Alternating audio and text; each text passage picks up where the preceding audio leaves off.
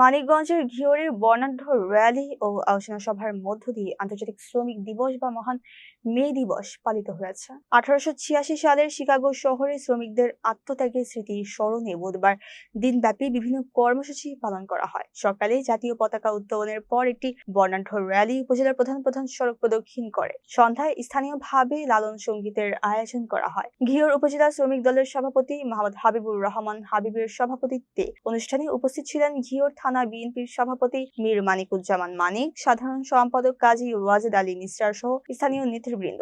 বক্তারা শিকাগোর হে মার্কেটের ঐতিহাসিক শ্রমিক আন্দোলনের প্রেক্ষাপট তুলে ধরে শ্রমজীবী মানুষের ন্যায্য মজুরি ও অধিকার নিশ্চিত করার দাবি জানান। কর্মসূচিতে উপজেলা স্বেচ্ছাসেবক দল ও শ্রমিক দলের বিভিন্ন পর্যায়ের নেতা কর্মীরা অংশগ্রহণ করেন। যথাযথ মর্যাদায় দিবসটি পালনের মধ্য দিয়ে মেহনতি মানুষের সংহতি ও অধিকার আদায়ের অঙ্গীকার পুনর্ব্যক্ত করা হয়।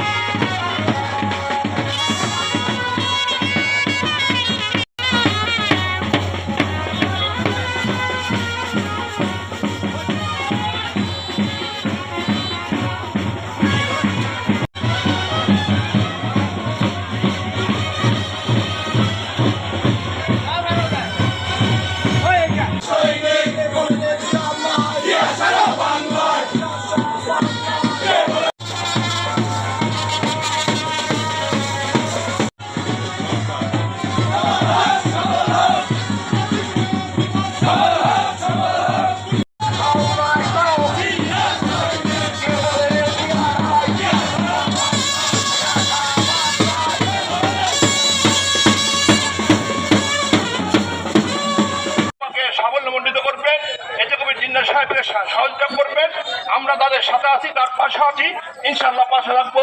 এসব ব্যক্তি আপনাদের